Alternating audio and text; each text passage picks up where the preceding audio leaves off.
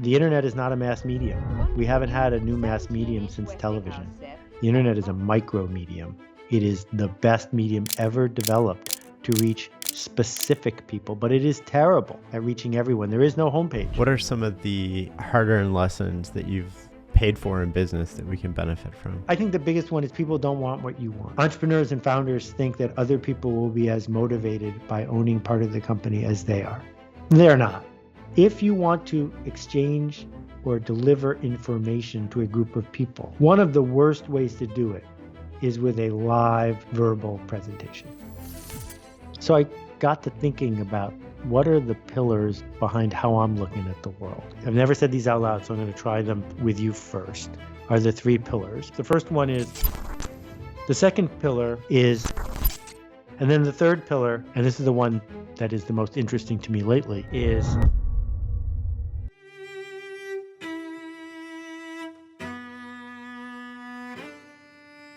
There's a quote in your new book, The Practice, by sculptor Elizabeth King, and she put it beautifully when she said, process saves us from the poverty of our intentions. What does that mean to you? the poverty of our intentions. If you wake up in a bad mood, if you hit a speed bump, if you get a bit of negative feedback from someone who's just a bystander, it's super easy to spiral out of control and to determine that maybe you should take some time away, or that what you're working on isn't really important enough. And in those moments, you are not the best version of yourself, but you're still yourself. If you have a practice, you get through them. You get through them because you already decided there was going to be a blog post tomorrow, and you already decided that the podcast comes out on a regular basis, and you already decided whatever it is. Make the decision once, then you have a practice forever. Creative work obviously doesn't come with any guaranteed outcomes, but there's a pattern to sort of who succeeds and who doesn't. Tell me more about that pattern and what it means to succeed. So what I'm trying to do in the practice is decode what works and what doesn't, because too much of the internet has been about chasing down the longest possible list of hacks and coming up with as many aphorisms, shortcuts, or best practices as you can, as if having all of them means that you will get to where you're going. And I know a lot of creative people, some of whom are well known, some of whom will never be well known. And the question is, what does it even mean to make creative work happen? What does it mean to show up and make change? And I looked for patterns. So years ago when I wrote Linchpin, what I said is, the only thing that leaders have in common is that they are leaders. And the only thing that charismatic people have in common is that people think they have charisma. But there isn't a given set of checklist items that you have to be creative or to be a leader or to have charisma. Instead, we can look for what rhymes and what the patterns are. And in the case of a creative, it involves somebody who has made the decision that they want to change things. And that is different than adopting the brainwashed mindset of, I will do what I am told. Can we dive a little bit more into the hacks? I mean, we see them everywhere. Where does the term hack originate? And then maybe dive into why they're so prolific. Why are we so drawn to those? Well, by now the word means 3 or 4 things. So let's just isolate them, because I tend to use it in 2 different ways. There is the cracking hack of illegally opening somebody's systems and messing with them. There is the esteemed hack of figuring out how to use code or other forms of technology to solve an intractable problem in an elegant, shortcut way. But there's also the hack of figuring out exactly what the audience wants and giving it to them. That is the original definition of a hack. The borough in London called Hackney used to be on the outskirts of London when London was smaller, and they raised horses there. But they didn't raise great horses. They didn't raise expensive horses or thoroughbred horses or beautiful horses or trained horses, just ordinary, cheap horses. And if you were a cab driver, that's the horse for you. And that's why London cab drivers are called hacks. Oh, that's interesting. But we're drawn to that, right? It's almost like the illusion of knowledge, though. If somebody else is giving us the nugget, the gist of something, we've lost something in that.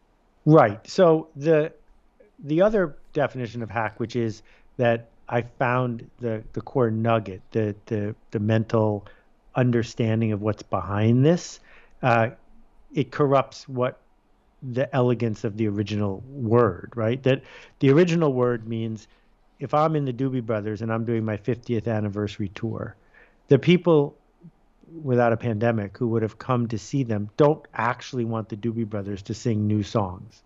They want the Doobie Brothers to be a cover band of the Doobie Brothers. That's a hack in the sense that uh, anybody who sounded like the old Doobie Brothers would have been a substitute because no one could tell the difference.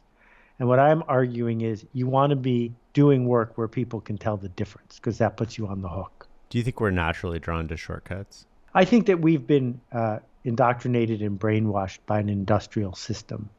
And I wasn't alive before Frederick Taylor, but Frederick Taylor definitely changed the world. That when you bring a stopwatch to a factory, suddenly you are taking capitalism and weaponizing it. You're saying, if I can figure out how to save 30 seconds for every single part, at the end of a year, we're going to have $1 million. So there's a real incentive to screw to get, quote, more efficient. And I was just reading about a mochi shop in Kyoto, Japan, that's 1,000 years old. And building a business to last 1,000 years, you're not going to be able to do that with shortcuts or hacks. You're going to do it by focusing on something else. And the thing is, they bought a rice kneading machine, I don't know, 20 years ago. But that was the first major technological advance they'd had in 1,000 years. Because the job of the mochi store is not to be the biggest or most profitable mochi store. It is to do their work the way they want to do it. There's something noble in that, right? And I think you mentioned a story on another interview that I was listening to yesterday where you used to eat at this restaurant and you wanted the Brussels sprouts, but because you're vegetarian, you asked for no bacon. And maybe you can tell this story a little bit better. Well, there's a little celebrity angle, which makes it an even juicier story. So, David Chang, Momofuku, the whole empire that grew from nothing. We used to go to Momofuku when no one knew about it, and it was probably David behind the grill. I'm not sure. And the place only seats 50 people. We would get there for lunch on Saturday with the family, and 5, 6 weeks in a row, they happily made me the Brussels sprouts with no bacon because, after all, that saves them the cost of the bacon and saves me having to deal with the fact that I don't eat bacon. And the sixth week we went, and David said, you know, there's a restaurant about a block from here that really likes vegetarians. And we have almost no vegetarian items on our menu. And I think it would be better if you went somewhere else for lunch next time. And that was the day that Momofuku became Momofuku and that David Chang became David Chang. Because, yeah, there are plenty of people you could cater to, but the question is, does that help you make the change you seek to make? Just explore this a little bit more because if that restaurant wasn't successful, the story we would be saying afterwards is, well, they didn't adapt. They didn't serve their customers. They didn't. Yeah, I think that's legit, except the word "the" gets into us into all sorts of trouble because nobody has everyone as their customer. Nobody. Maybe the water company, but that's about it. That our goal cannot be to be for everyone, that we have to be for someone, the smallest viable audience, not the biggest possible audience. And so for people who are, taking notes in search of a nugget, that's one that can change how you do your work, whether you're a professor at York University or whether you are trying to do a startup or whether you're an investor. The whole deal is the internet is not a mass medium. We haven't had a new mass medium since television. The internet is a micro medium. It is the best medium ever developed to reach specific people, but it is terrible at reaching everyone. There is no homepage. It is impossible to reach 100 million people in one day on the internet, which is something TV used to do every night. And what that means is we have the luxury of saying who this is for and who it's not for.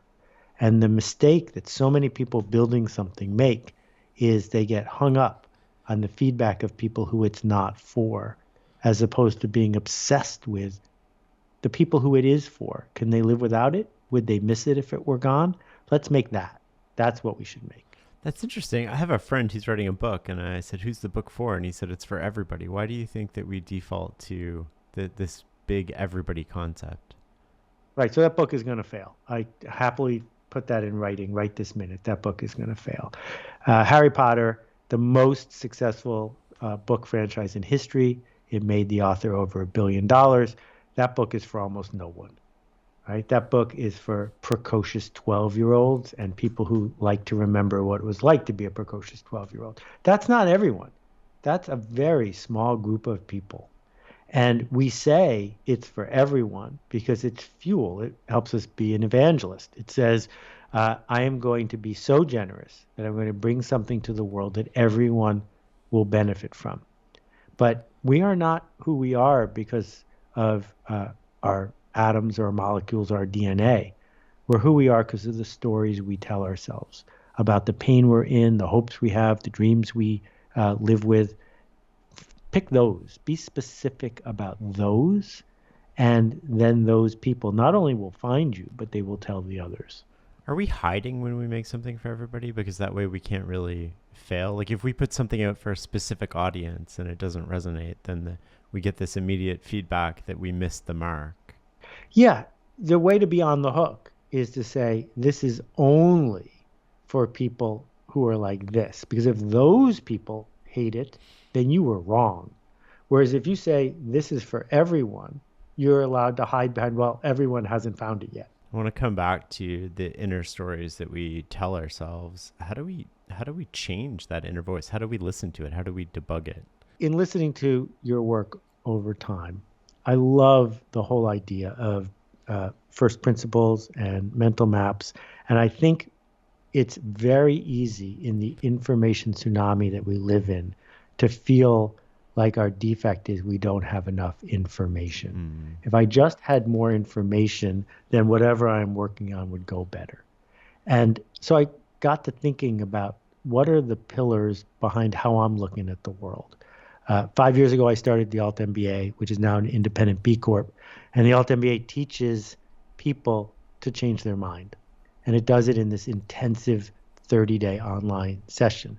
And it combines a lot of the thinking I put together for the last 20 years in my book. So here are, I've never said these out loud, so I'm going to try them with you first, are the three pillars. But before I share them with you, a quote from the great philosopher Dolly Parton. And what she said was, find out who you are and do it on purpose. And the do it on purpose is is a significant underpinning of the kind of ideas that you expose in your work. That here's something you might benefit from if you were trying to do X, Y, or Z on purpose. And I would like to flip Dolly's phrase upside down. And I'd like to say, do it on purpose, and you'll find out who you are.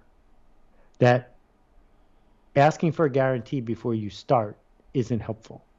Instead, we need to look at a concept, an idea, and be willing to try it out with intent. Because if we try it on for size, we will figure out if it fits us, as opposed to the opposite, which is spending a lot of time figuring out who we are and then going and finding the things that fit us. So the three pillars. The first one is the change you seek to make. Are you here to make a contribution, or are you here to take something? Are you here to do what you are told, or are you here to question and to make things different? And answering that question honestly is really difficult because it's all about the story we tell ourselves. And so if we can figure out how to tell ourselves a different story, then we might be able to make a different level of contribution. So some people wake up in the morning and say, how do I double my net worth? And some people wake up in the morning and say, how do I help the people in Bareilly, India get through another night without electricity? Those are two totally different kinds of change that you seek to make in the world, but they are both a change, right? The second pillar which fits into the first one, so because I think the first one's too hard to start with, is uh, what possibility do you see? Because we've indoctrinated people from birth to either believe that they are entitled or not, to believe that they are special or not, to believe they have leverage or not. Do you see possibility in the change you seek to make? And the flip side of that, which goes with it, is learning to see the world as it is. And this is why, the work that my friend Derek Sivers has done, for example, is so important. Annie Duke on decision making, learning to see the world as it is. Because it's so easy to imagine we get to make it the way we want it to be, but we don't. The world is the way it is, and learning to see that reality is critical, and it changes our understanding of what is possible. Because if no one has ever done the work you hope to do, then you might be deluding yourself. If, on the other hand, there's a well-trodden path and people have gone on that path, then you might be able to follow it. So if we think about the stock market, of which I know nothing, lots and lots of people, millions of people have read Ben Graham, but almost none of them turned into Warren Buffett. So part of that is discipline. Part of it is seeing the possibility. Part of it is deciding what kind of 50-year journey you want to go on and how you will approach it. But none of it is that you didn't read Ben Graham, because all of the people did, right? And then the third pillar is, and this is the one that is the most interesting to me lately, how much emotional labor are you able and willing to expend to accomplish the thing you set out to do? And when I think about learning versus education, which I can talk about for hours, education is compliance, education is compulsory, education is coercion. Learning is serial incompetence on our way to getting better. And so the pairing, the tandem of emotional labor is, do you care enough to learn something? So there are all these things in my life I don't care enough to learn, that I could go get a book from the library, or I could go listen to 20 podcasts, or I could go practice something and I would get better at it. And I haven't done it, and I'm 60 years old. And the honest answer is not because I'm talented or not talented. It's just I don't care enough to expend the energy of what it would take to get good at that. So you asked me a simple question and I gave you a half-hour answer. But there you go. Back to You you. give me a beautiful answer. I have three follow-ups to that are sort of like different rabbit holes here. The first is, how do we learn? The only way to learn is by doing things. That we can read about how to swim, and we can read about how to make a vegetarian maki roll, but you will not learn how to do it until you do it. And the reading, the listening is important preparation, but learning is the act of failing on our way to mastery. And that is part of my beef with organized education, is that organized education has precious little learning in it. And you mentioned in your book that when you got your MBA, there was an open book test. And I thought that was a typo, because when I got my MBA, there wasn't one open book test. Every test was closed book. And when I thought about it, I realized that the only courses I learned anything in college and business school, were the ones that were essentially open book. Because what it means to have an open book educational interaction is that you have to do the work. You have to actually learn something, because it is not about, did you memorize things for 10 minutes and then write them down? It's, did you actually do the thing and now you know how? I think so much about what organized education is also doing is preventing failure. It's going out of its way to not build those muscles in children. For sure. And, I like to talk about the Acton Academy, which is now, there's more than 100 of them. It's basically a one-room schoolhouse. Typically, there are 50 kids and 2 adults in the whole building, and one of them is the custodian. And one of the rules at Acton is you're not allowed to ask an adult a question. And so we've got kids between 5 and 17 years of age teaching each other, learning from each other. They get a report card every week that goes home to their parents that says what they built and what they created and who they helped. And the process just keeps repeating. And you got to believe that at the end of 12 years of that, you are probably more optimistic, more resilient, more generous, and better qualified to make a contribution than someone who got A's and was on the PEP squad. I want to follow up with the second part. I want to follow up is how do we learn to become an observer of reality? This one is so important, particularly in our siloed world, that it is really dangerous to deny science and accurate reporting of the world around us because it permits us to live in our own reality, which is fun for a while, but then you try to do something and you discover that the laws of thermodynamics are actually correct. And you discover that viruses don't care, that you tried really hard for 5 days and now you deserve a break. That's not how epidemiology works. And you can learn how epidemiology works by actually exposing yourself to the data and the experiences around it. So, when I read Annie Duke's first book, and she tells the story about Jim Carroll in the Super Bowl, it blew my mind because for the first time, I really understood what it meant to make a decision. Or when I teach people about sunk costs, it's really fascinating to watch some people get it because they'd never properly understood what sunk costs were and how they were holding them back. These fundamental principles are at the core of so much of what you've been sharing. And so I don't have to persuade people who are listening to this that there is a shared reality we live in, but pursuing it by testing it, by exposing ourselves to, you know, why is this true? Not just did it get past a peer-reviewed journal. If we understand it and it holds up to examination, then we've learned to see it as it really is. There's a little wrinkle or nuance to that I would say that I see occasionally, which is we understand how the world works, but we think it should work differently. Yeah. And, if you listen to David Deutsch, who you think you've interviewed him, have No, you? I would, if he's listening, I'd love to have him on the show. What a character. And I listen to his stuff on audiobook because if it was, I would just slow down so much if I had to turn the pages. But everything he says makes absolutely no sense.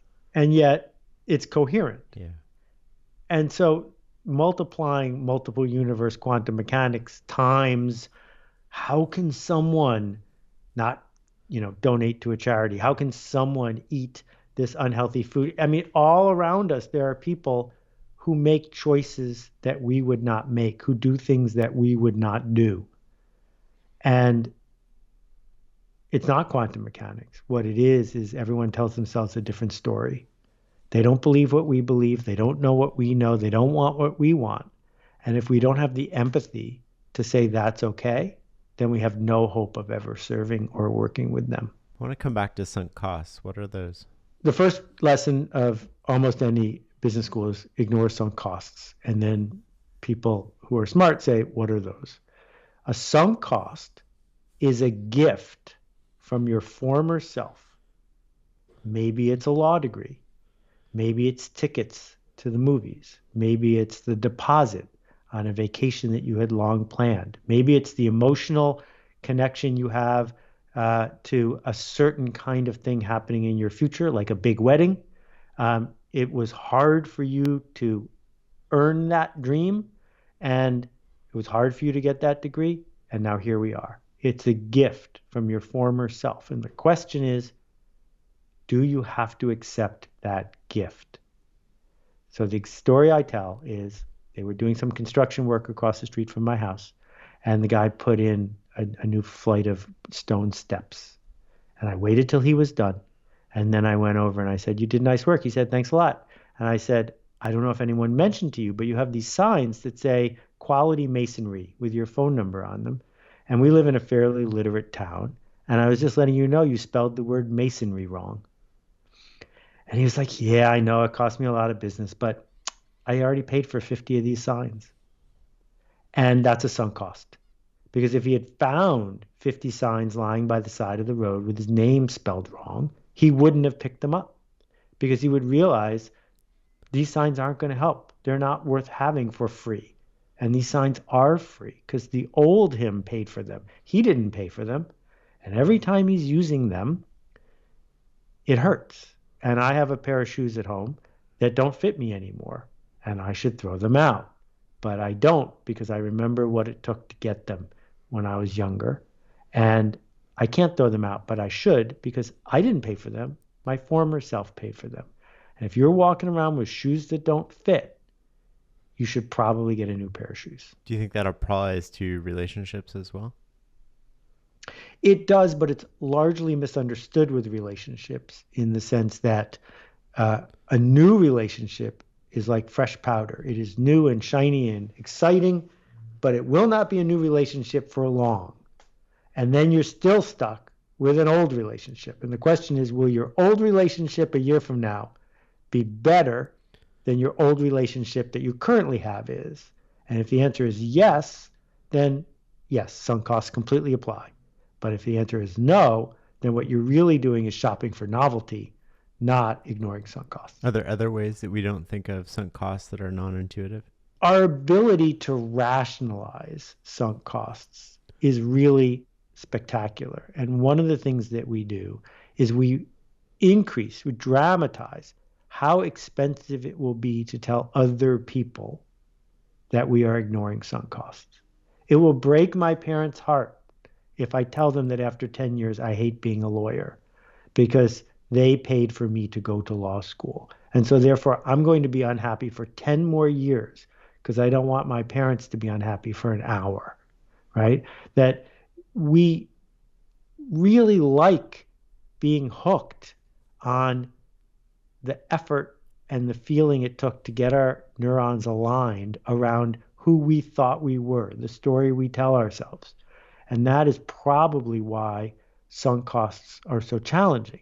So what I encourage people to do, this is a hack in the good sense, is establish new sunk costs for yourself to keep you going. This is part of the practice. So I've written 7,500 blog posts in a row, haven't missed one. It's really emotionally expensive for me now to miss a blog post. My blog is a sunk cost in the sense that if it stops giving me joy for the long haul, I should stop writing it. It doesn't matter how hard it was to build the streak. Going forward, it's a gift from my former self. But I can tell you on a Thursday, if I just don't have anything to write, that sunk cost is enough to get me over the hump. All right, we're coming out of this rabbit hole slowly here. How do you make decisions? Well, how do I make decisions that I talk about in public because I'm proud of how I make decisions, or how do I make decisions most of the time? In reality, how do you make decisions? How do you make important decisions? What I found when I was 12 is that my mild case of ADD was either a curse or an asset. And it certainly got me in trouble at school, and it certainly made my life a lot more interesting because I'm easily swayed by novelty and bright, shiny objects and opportunity and possibility. But what I also discovered shortly thereafter is that I could develop the willpower to wall off certain areas of choice so that I wouldn't end up chasing those sorts of novelty. And I just decided. And so I don't look back. So I haven't had meat since 1981 or 1979 or so. I just decided I'm done. Not going to do that. And I have no yearnings, cravings whatsoever. I'm just done. And by walling off areas of what I do and don't do and how I do it, I've narrowed the frame of the decisions that I need to consider. And then within that frame, I try to use this math of how do I build resilience into the process? How do I see the dip that lies ahead with any given path? Because if I'm not willing to commit to something, it's probably not worth starting doing it. Because again, the novelty will be satisfied, but then I might be stuck without the objective that I sought to serve. I will tell you that certain things that are designed to be really difficult but somewhat trivial decisions, like what kind of car to buy, they can really mess me up for weeks at a time because there's no dominant choice. But when it comes to something like, should I have a podcast? Uh, the way that I did that math was I care about the form of media. I always come up with my media boundaries before I come up with the media content. And I learned that when I was a book packager. Meaning, I don't say, I have a good idea, I'm going to make a book. I say, what are the constraints of books? How do I explore that? And then how do I find an idea that fits into that container? So with podcasts, I did one a really long time ago. It was the number one business podcast for years and years, but it was completely out of date. And so the question was, should I make a new podcast? So I explored the format in my head because that was novelty. That was fun. The commitment didn't exist because I didn't have to say yes to anybody. And once I solved the problem in a way that made me happy, there was no point in making the podcast because I'd already gotten all the satisfaction I was going to get out of solving the problem. And then I got a call from somebody who said, we will pay you to make a podcast. And in that moment, I wasn't taking intentional action. I was reacting to something that was incoming. That was sloppy, but it's okay because I was busy doing other things and this wasn't my intention in the moment. But then I looked at the options, which is, well, you've solved this problem. And so you could say no, and then you get nothing. Or this person will make a contribution to the things that you care about, and you'll get a laboratory to explore new ways to do this. And so I said yes. And now I'm on the 8th season. The question is there a dip, or is this simply part of my practice? And I've come to the conclusion there probably isn't a dip in the sense that this podcast is going to get to become as popular as yours. And that's fine because that's not why I built it. But as long as wood and carrying this water satisfies me, I'll keep doing it. And the day it doesn't, it will become a sunk cost and I will walk away. It sounds like when you're walling off certain areas of your life that you're forcing yourself to focus through either environmental constraints or mental constraints. How did you go about deciding which areas to put barriers on? It doesn't matter. That's the key, right? It doesn't matter. That I just said I'm not going to watch television. And with all the time I saved not watching television, I got all these other benefits. But I could have just as easily said, I'm not going to do this with my time so I can watch television. It doesn't matter. It's just limiting the incoming, limiting the distractions, forces me to be on the hook because I can't go home at the end of the day or can't go to bed at night and say, well, that day went fine. Because if I don't do the things that I'm left with, I do nothing. And it's that doing nothing becomes a fuel for someone who needs novelty.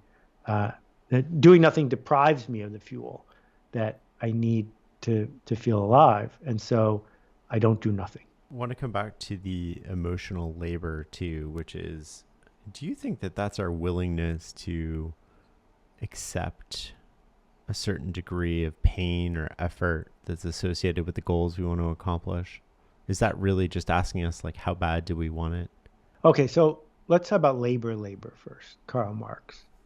Labor, most of the people listening to this, not only don't we do it, we don't even live next to somebody who does it, right? The person who worked in the mine, the person who worked in a dark factory in Manchester surrounded by candles for light, who was grinding their way through work that was painful, tiring, and ultimately unhealthy. Mm-hmm. That's what labor used to be.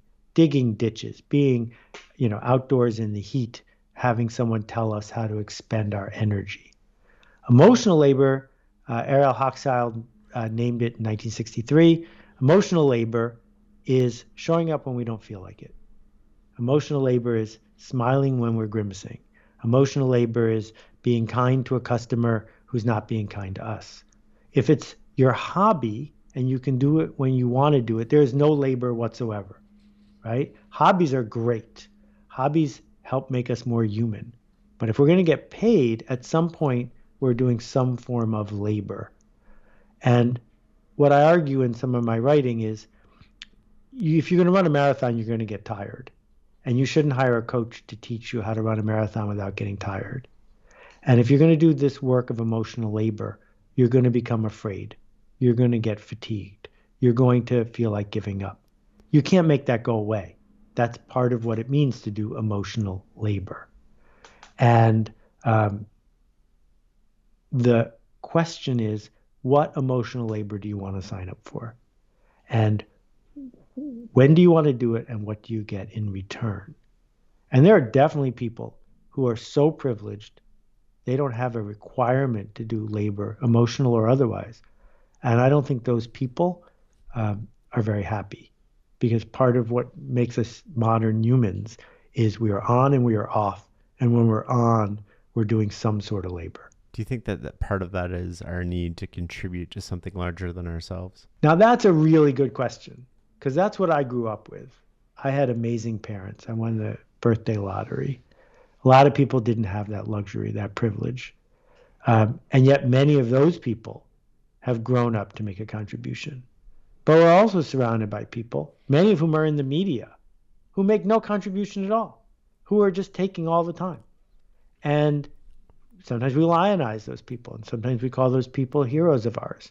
I don't think that that makes sense. I think the Forbes 400 is actually a toxic pox on our culture um, because that's no way to measure someone's contribution.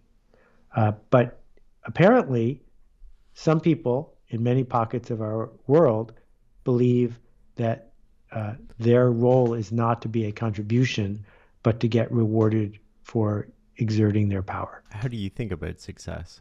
Well, I try to keep track of uh, would they miss you if you were gone? Would they miss you if you didn't show up? Have you done something for which there are few happy substitutes? And have you done it in a way that leaves things better than you found them?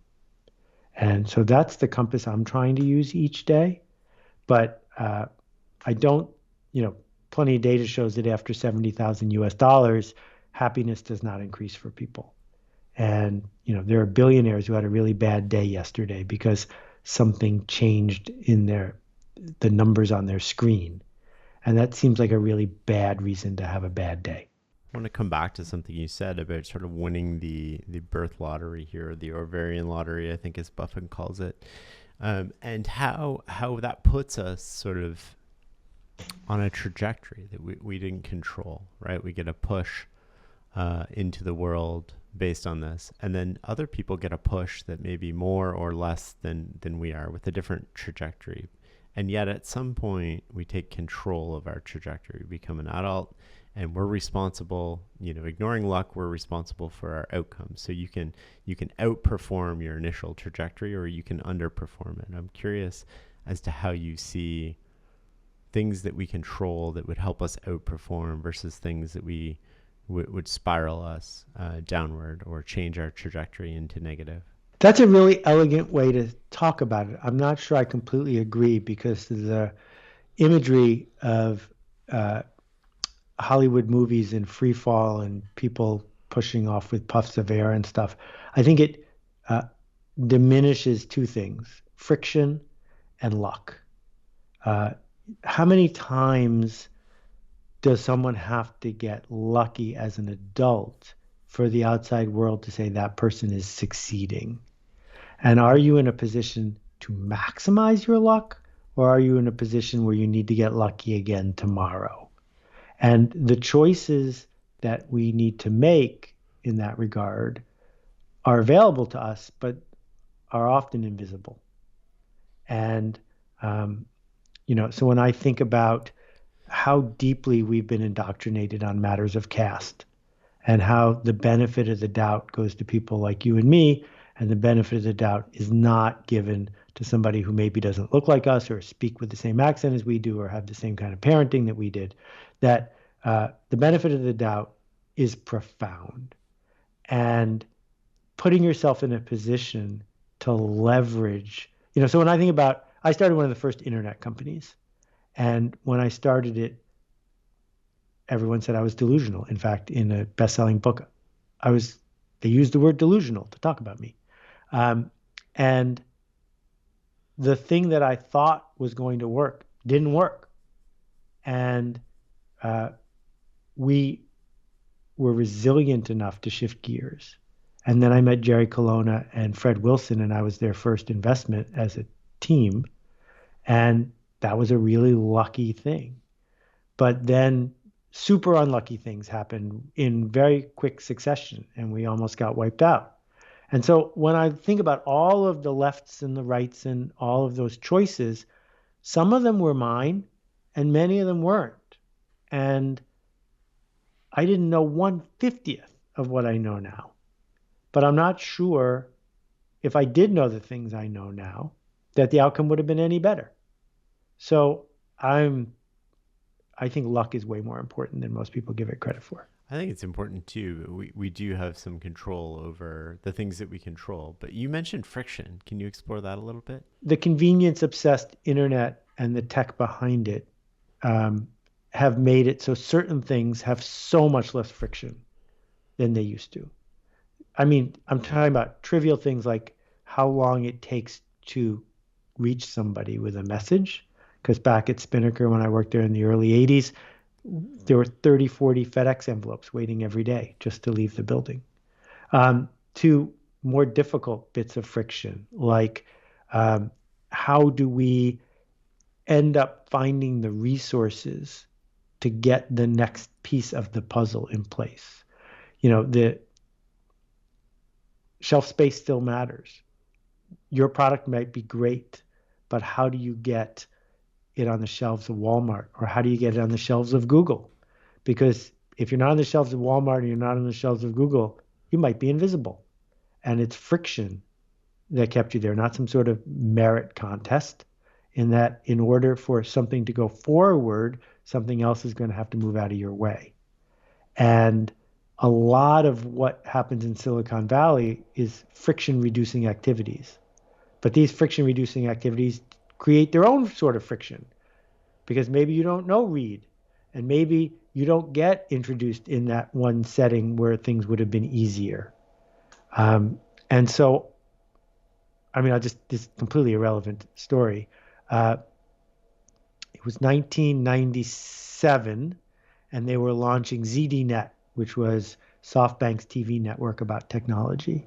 And my office was outside of New York City, and I get this call.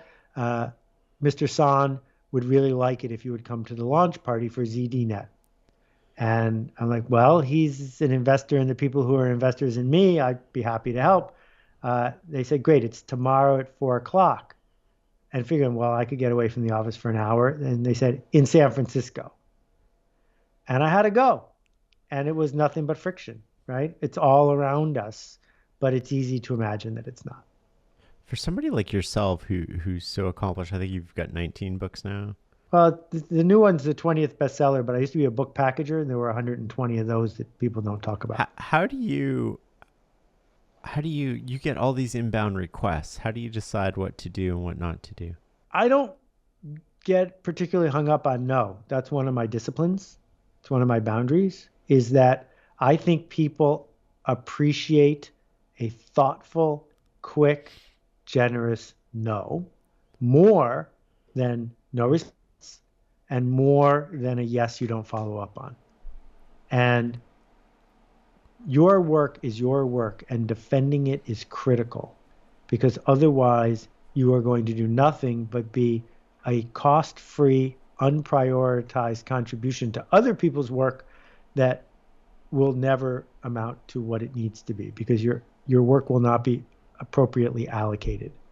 And so, a long time ago, Tom Peters changed my life by blurbing one of my books. So I try to do that. But I can't do it for every book, because I read every word and I write my own stuff. So more and more, several times a day, I write back saying, I didn't read what you wrote. I'm really sorry I can't. No, I won't be able to do this. Good luck. And not having cognitive load associated with that is critical, because otherwise there'd be no more work from me. I like that, because so often we just do this non-response. Are there sort of other things in that script that you have? Because it's really hard for us to learn how to say no. Like, how do we say no with grace and appreciation for the other person, but also put up that boundary in a way that doesn't affect that relationship. And I think that we struggle with that so often. We just, I won't reply to this email. Right. So again, I take the I won't reply off the table except for the now dramatically increasing number of semi-personalized spam that's coming from uh, virtual assistant farms that is going to be the end of email forever. But leaving that part aside, um, why is the person asking you? And so, for example, I give speeches for a living. It's one of the only things I charge for. And if it's a nonprofit in New York City, I never charge them.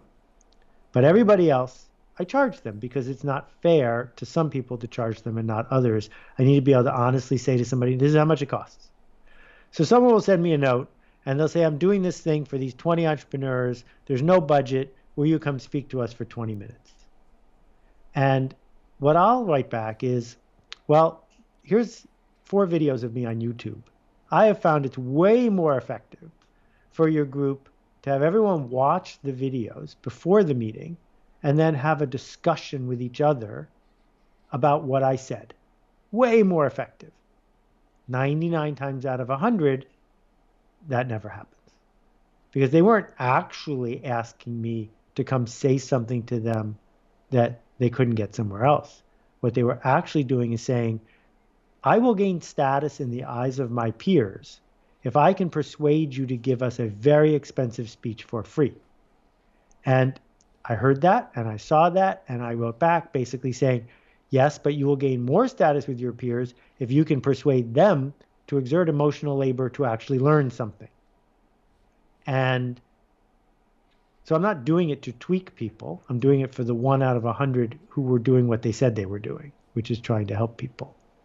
And I think that that distinction is important because just because I'm easy to find and just because I'm sort of known doesn't mean that I have an obligation to make you happy right this minute. Talk to me about some of the lessons you've learned about giving good talks versus bad talks. We're going to talk first about a post-COVID, pre-COVID world where we're live in person. I've seen 10,000 talks live in person because I've given 1,000 of them. And almost all of them are terrible. They're terrible for a couple of reasons. First of all, the person giving the talk is afraid. And secondly, the person giving the talk is mistaken about what the talk is for. If you want to exchange or deliver information to a group of people, one of the worst ways to do it is with a live verbal presentation. If your goal is actually to deliver that scientific paper or that insight, then you should either write a book or write a memo and say, here, in an asynchronous way, this is what we know. If you're going to show up live, in person, in real time, synchronized, you are performing. And the goal is to not deliver the information, but to deliver emotion, to cause a change in the people who are hearing you. That is its purpose. What change are you seeking to make? And so when I give my classic presentation, it's different every time, but basically it's 150 to 190 slides delivered over the course of 45 to 50 minutes. And in that period of time, I will tell a large number of stories and I will change the emotional state of the audience up and down and back and forth. And it will be better because other people are in the room with you. That is critical. The same way Twitter works better if your friends are on Twitter, my talk works better if you are not the only person in the room. And yet, almost every talk I've ever seen, that's not true. And then when we move to the virtual world, most conference organizers completely miss the memo, and they think their job, because they're buying status, is to cram a TED Talk into a Zoom room. And that just doesn't work. It works to deliver some level of status in the sense that we got this person to come live. But what I can tell you is I could deliver an as live talk pre-recorded that eliminates all tech hassle and all synchronous risk. And you can just hit play and no one will be able to tell that I recorded it a week before. And yet most organizers don't want that because they think what they want is the status, not the energy. And what I believe in a virtual talk is if you're going to do it synchronized, the goal is to change the energy in the room, to sell people on the idea, not to say, here's the idea. It's the difference between sushi and cold fish on rice, right? Sushi is a sales process. Cold fish on rice is what it actually is. And what we have is the opportunity to say, we all came together here. You can see the other people. You can feel that I am sincere in what I am doing. You can engage with Q&A. You can stress test this. And when you leave, you will have seen the look on the other people and realize people like us do things like this. This is the way it's going to be around here from now on. That is what makes it a good talk. And so I think we're on the cusp of Zoom actually becoming a useful tool. But what is holding it back is status-focused management that wants to make sure there's butts and seats and enforcement as opposed to using it as the peer-to-peer magical tool it could be. I really appreciate that insight. It sort of makes me wonder now, what is the goal of a book and what is a good book? When we say book, we're not talking about Shakespeare or Steve Martin, I think. We're talking about this kind of advice, how-to, and miscellaneous that you and I traffic in. I think, well, I know. When I first started, I did 120 books as a book packager. That was my job. And I woke up in the morning and I said, I need to invent a book today or I will not get paid. But after permission marketing, job anymore. And the last 19 books I've only written because I had no choice, because the idea would not let me just turn it into a blog post. Because I would argue of my 7,000 blog posts, I could easily have turned 200 of them into books. They could have carried a book. But I did the blog post and now it's off my chest. I'm done. But a book is two things. First, it's a signal to the reader to say this person who you know could have written a blog post decided to devote a year of his or her life to handing it to you in this complete form that is timeless and shareable. And the second part is, and now you can share it. You can have a book group. You can hand it to somebody else and say, let's talk about this. And those two pieces together are what every one of the successful books I've ever done have in common. That permission marketing helped invent email marketing as an industry because you could hand it to people you hired and say, this is what we do around here. And Tribes has been used by people on every side of the political spectrum and other forms of organization because it's a touchstone. And that's what the practice is supposed to be too. What do you think most books get wrong? The authors of most books are looking for many of the magical elements of status that come from successfully being published. They pay attention to the bestseller list. They game it. They pay attention to reviews. They worry about what their friends think of the book, even though their friends don't read books, even though it wasn't written for those people. And they listen way too much to risk-averse editors who are going to do 50 or 100 books a year. Those people are only going to spend 3 days total on your book, and then there's going to be another one. Whereas this is your book, and you should write it at the length you need it to be to make it singular and idiosyncratic and peculiar, because we don't have an information shortage and we don't have a book shortage. Why is it that we can get 1,000 compliments and then one criticism, and we focus relentlessly on that one criticism, even if it's from somebody we don't know, don't like, don't respect, hasn't even read the book perhaps, but that's what sticks in our mind? Why is that? Well, I don't think that's true for everybody because narcissists and sociopaths don't have that problem. So if you do have that problem, welcome to the club. Reassurance is futile.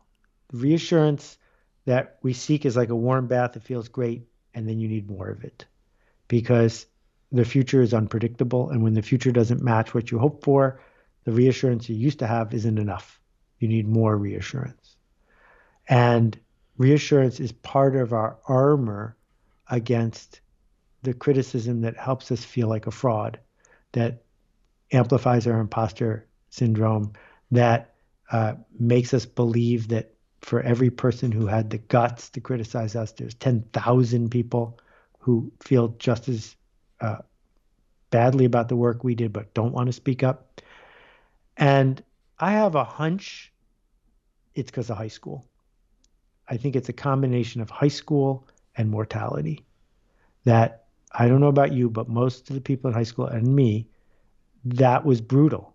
The idea that there's kids at the other lunch table who are talking about you behind your back when the thing you most want from an evolutionary biology point of view is to procreate. And think about what happens if you're in a tiny village on the savannah and the chief kicks you out. You're going to die. That we have deep, deep need to be in community and to be part of something in harmony because it connects to our survival. And criticism feels not like the generous act of a professional, which is a different kind of criticism, but it feels like an assault. And I'm not surprised that in our head, we've weaponized it into this threat. You've said that creativity is a choice. It's not a bolt of lightning from somewhere else. Can you explore that for me? Yeah, this really rubs some people the wrong way, which makes me like it even more. Uh, what does it mean that creativity is a choice? Well, first thing, have you ever been creative once in your life? Have you ever solved an interesting problem, told a funny joke, said something to somebody else that needed to be said? I've never met anyone who said no. Everyone has been creative at least once. So what does it mean to be creative? It means that you have to extend yourself with empathy to the person you are seeking to serve, to the person who the work is for.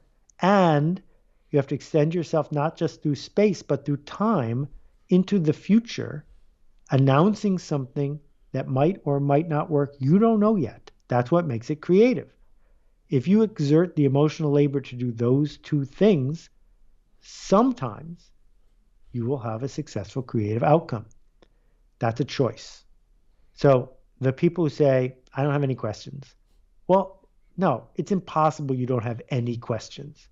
What you're actually saying is, I don't care enough to ask a question that might embarrass me. That's what you're actually saying. And that's a euphemism for, I don't want to make the choice to be creative. I have this theory that one of the biggest things that holds us back in life is that we're unwilling to look like an idiot in the short term to be successful in the long term. Yeah, that's brilliant. You should write that one down. What does it mean to trust yourself? So the original title for my book was Trust Yourself. I even own trustyourself.com, which is lying mostly dormant, and it wasn't inexpensive. When we say, I am talking to myself, nobody thinks that's a weird thing to say. Who is I and who is yourself? Why does it feel so normal to have two voices in our head? Because we all do. One voice is hyperliterate and verbal and vocal and a critic. It is responsible for getting us to fit in all the way. The other voice, not that good at being verbal, that self is the one that wants to make things better, that's curious, that's inquisitive, that might color outside the lines. And it's the first voice that is mostly in control. And so when we look at great shortcuts and hacks like morning pages, they exist to bypass the first voice. That so many of the things that creative people do as part of their practice exist to make the first voice, the monkey mind, be a little calmer so that the other voice can be trusted enough to speak up. That doesn't mean it will always work, and it doesn't mean we should let that voice do whatever it wants to, but it should at least be allowed to present its agenda so that our more cognition-focused brain can make a decision. What does it mean to be a professional? You said doing what you love is for amateurs and loving what you do is for professionals. Can you expand on that and then explore some other differences? There are very few amateur surgeons, right? You want a professional surgeon. You want the surgeon to show up and do her work beautifully, even if she's in a bad mood. And you want her to keep going to continuing education classes to be understanding the state of the art, not because they are fascinated by how the knee works, but because they said to you, I'm really good at knee surgery and I will take care of you. A professional makes a promise and then keeps the promise, whether or not they feel like it. Amateurs get to be authentic, whatever that means. Amateurs show up when they want to and make what they want to make. I love being an amateur at some things. Don't sell your hobbies. Do your hobbies for you. But if you're going to be a pro, it means you need to understand the state of the art. It means you need to raise the bar. You need to understand who it's for and what's it for. What change do you seek to make? There's a whole bunch of obligations that go with being a professional that put you on the hook. And for years, I've had uniforms at work. I don't usually wear them in public. They change from time to time. At the beginning, it was a lab coat. Lately, I've just been trying the Japanese volunteer fireman hoppy coat. Because when you put on the uniform, you've just sent yourself a message. Do your work at your workspace. Do it at the appointed hours. Never, ever miss a deadline. Never, ever go over budget, because professionals don't miss deadlines, don't throw tantrums, and don't go over budget. And every once in a while, a creative breaks through because they're doing their hobby for money, and they do those things. They miss their deadline, blah, blah, blah, and people applaud them. And then eventually they fade away because the industries we work in, they want to work with professionals. How do we define work? Well, there's the work, and then there's work, the verb. For me, the work is what the professional said they would do. And there are definitely times that the permission marketing, the phrase that enabled me to be an author, came to me in the shower, right? But it didn't come to me in the shower accidentally. It came to me in the shower with intent. I went into the shower and I was getting close to the self-appointed deadline. And I said, I'm going to stay in the shower until I have a name for this thing we do here, even if the water gets cold. And we only had a 40-gallon hot water tank at the time. So I knew I didn't have a lot of time. I was in there to do work. And I think as we get more and more privileged, where our work looks so much more like what people used to think of as hobbies, we can get confused by the fact that our work is a hobby. It's not. And treating it like our work, I think, helps us make it better. You mentioned earlier something, and I forget the context, but maybe you can expand on it, about meeting the spec. There's lots to be said about spec. First, let's talk about Edwards Deming and what spec and quality mean. Quality is not luxury. Quality is not expensive. Quality is not that you love it. Quality is just one thing. It meets spec. So if I look under an electron microscope at any part of a Lexus, which is by any measure the highest quality car there is, under an electron microscope, it's filled with defects. But they're not defects that matter because they're defects that are within spec. And so we begin by understanding what is the spec of the work we're going to do. If it meets spec, not only is it quality, but it is good enough. And good enough is not a slur. Good enough is a definition. It met spec. So once it's good enough, we ship the work. If you're not happy with that, change your spec. But let's be really clear about what the spec is. That what it meant for a Lexus to be good enough when they first came out was it had to be a standard deviation better than a Mercedes. That was their definition. And if someone's going to say, no, we can't ship this Lexus because it's not perfect, the product manager should say, no. It was never supposed to be perfect. It never can be perfect. It simply met spec. The hard work was in defining the spec, a spec that will get you to the next step. Two questions about spec. Do you think that applies in a world of leverage, where the difference between something that's, meets spec and something that exceeds spec can be massively disproportionate? Yeah, no, I think that we're having a semantic discussion here, but if the massive shift that you're looking for that comes from leverage is important, that should be part of the spec. Okay. And do you think we hide behind perfection? Oh yeah, all the time. All the time. Because so if we've had 100 years of industrialism, and industrialism has been all about don't ship things that are defective. If we have brainwashed every human being who is alive, who has been through organized schooling, into understanding that an A is better than a B, and there are wrong answers and right answers on the test, well, then it's super easy to say good enough and perfect are the same thing. And so when I was in college, the symbolic logic was one of my favorite classes. The symbolic logic exam was not only open book, open note, it was unlimited time in the room. So you got there at 8 a.m. and you could stay as long as you wanted. And I decided when I got to college, I would take as many classes as I could because it was all the same price. And I wasn't going to care about my grades because I didn't want to be tempted to go to law school. And so if I could take a class pass fail, I would, because spec was easier to meet, right? And after 3.5 hours in the logic exam, I said, I could probably get a few more points here, but I have met my spec, and I left. And I was one of the first people to leave, but someone stayed there for, I think it was 18 hours. And the question is, what did they get in exchange for that focus on perfectionism? Because I know what I did in the other 15 hours that were free to me. I like the way that you think about that in terms of spec. I often think about it as the bar, sort of. And there's areas where you want that bar to be raising, and there's areas where you just want to sort of do the table stakes or the bare minimum possible, and you need to decide what those leverage points are for you in those areas that you care about, and then identify people and surround yourself with people who are going to encourage you to raise that bar. So here's a great approach, which is next time you're working on a project, turn on Kind of Blue from Miles Davis. First of all, surround yourself with the right people. The people who joined him in the studio for those 4 days were the right people. But secondly, he made one of the most important, one of the best-selling jazz albums of all time in 4 days.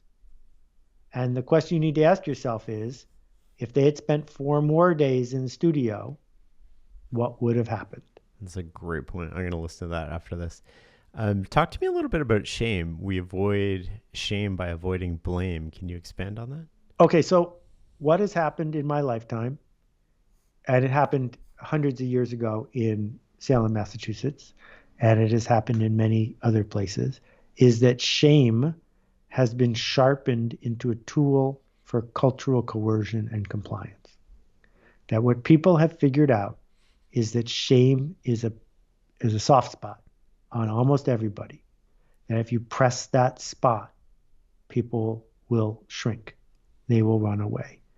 It is particularly used against women, but it is used against large numbers of people to cause them to not take an action.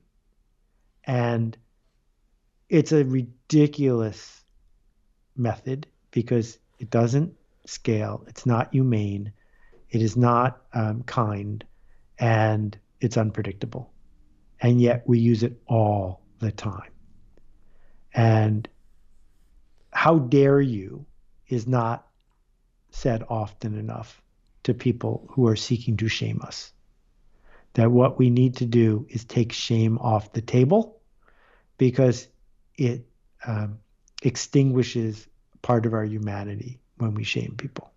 And shaming yourself, there's that trust yourself thing. Shaming yourself is something we do all the time. There's a rant in my book called The World's Worst Boss.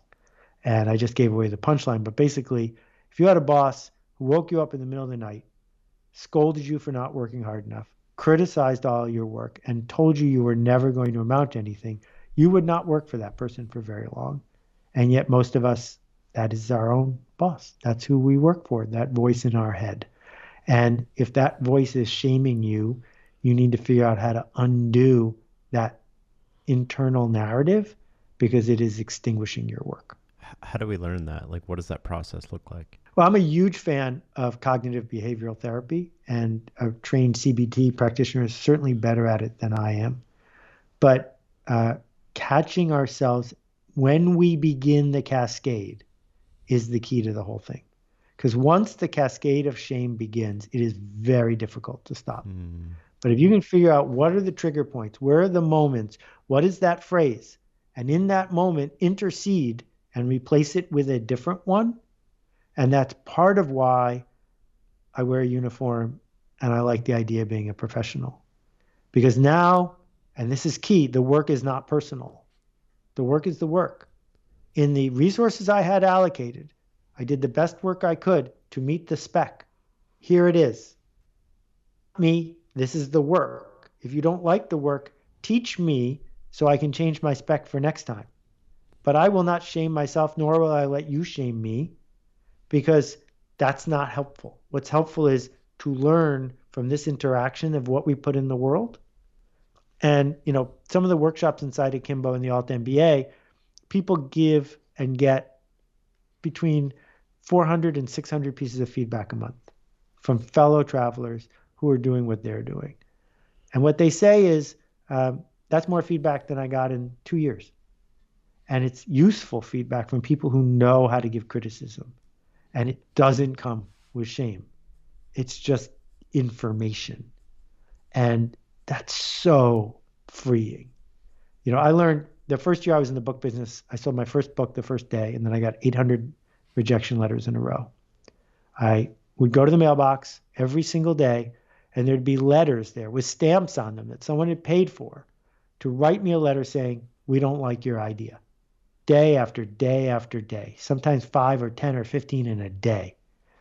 And learning to separate the feedback of this idea isn't working for us from you're a bad person who will never amount to anything was a key part of my internal development as someone who could do this work. How do you think about the difference between coaching and criticism? That's a really good question.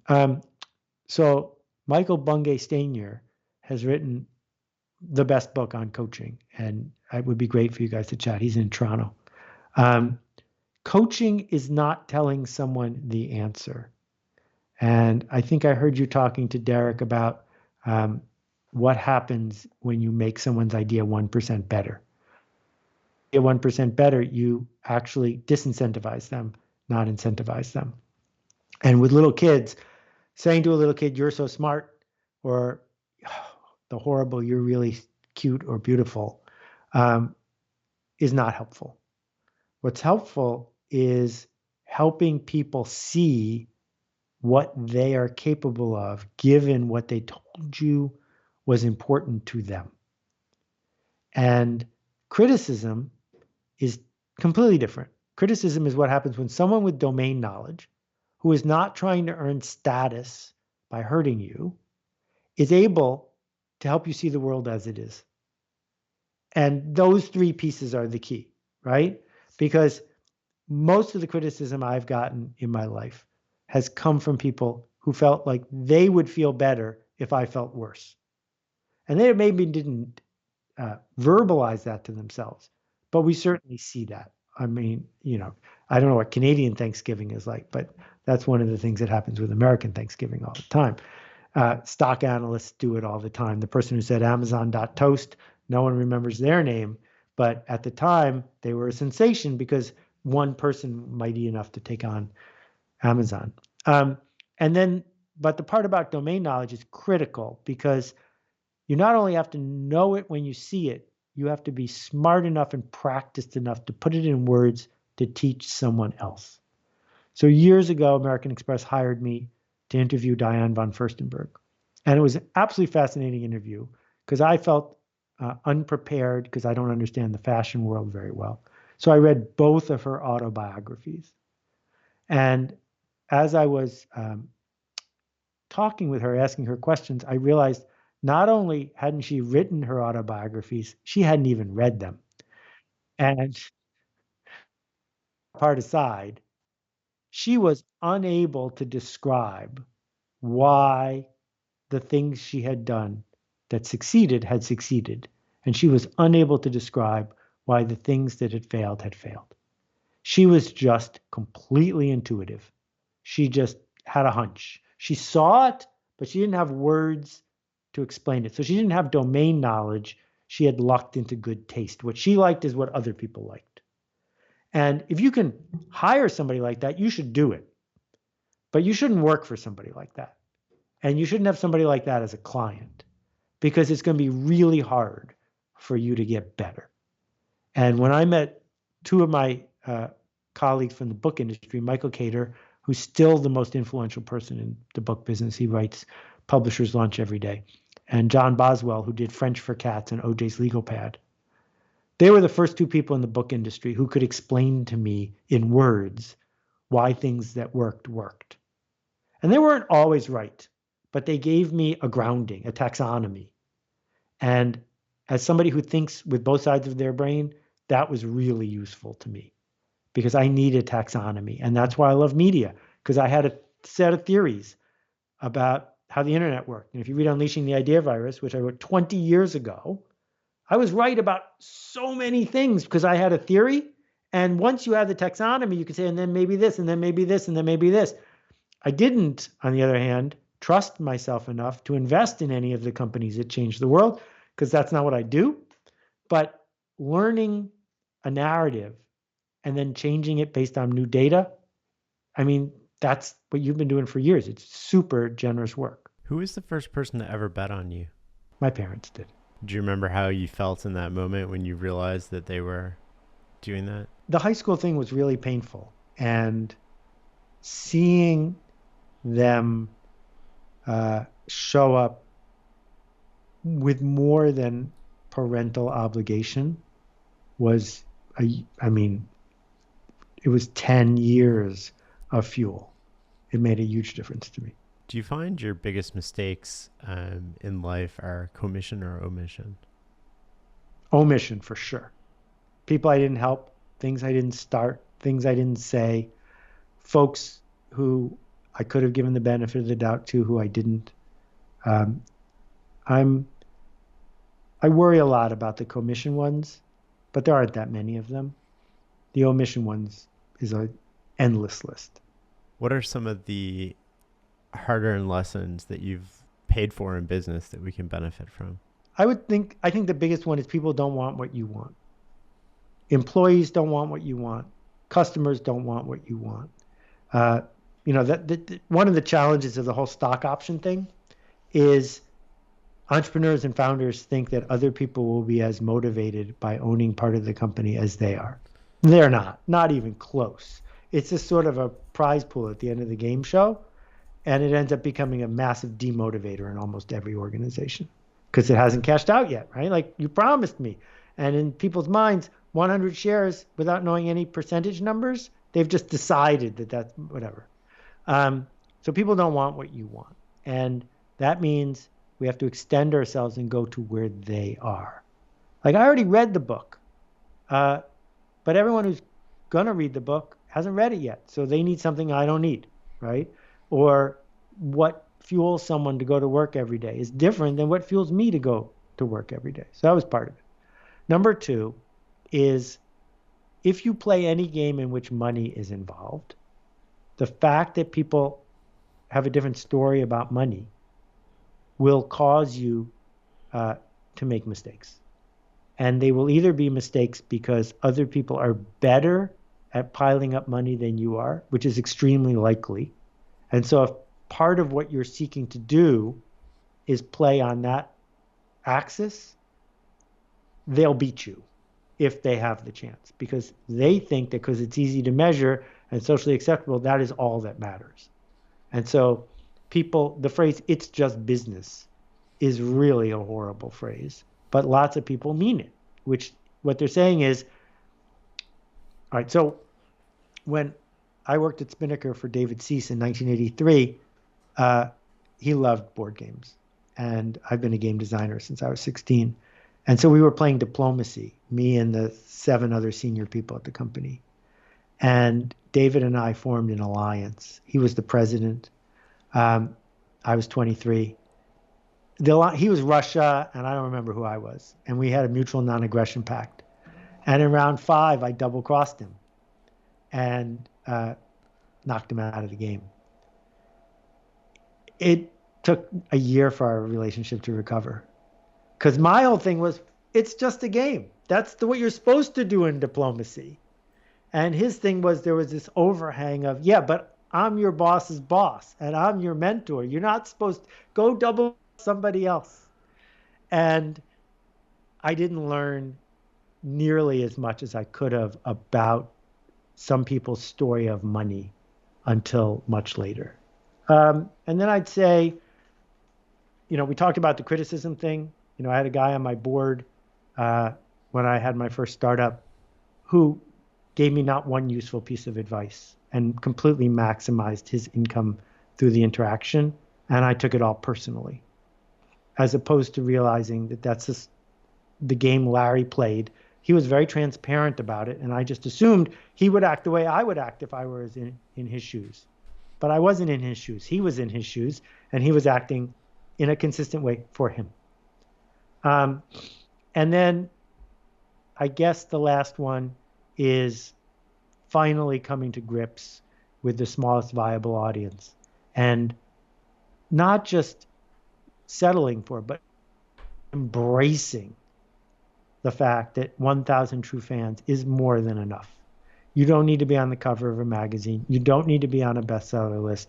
That the status games are really significant. That I used to go to TED, and there's some really cool people there, but there's also way more cocktail party status games than I can handle.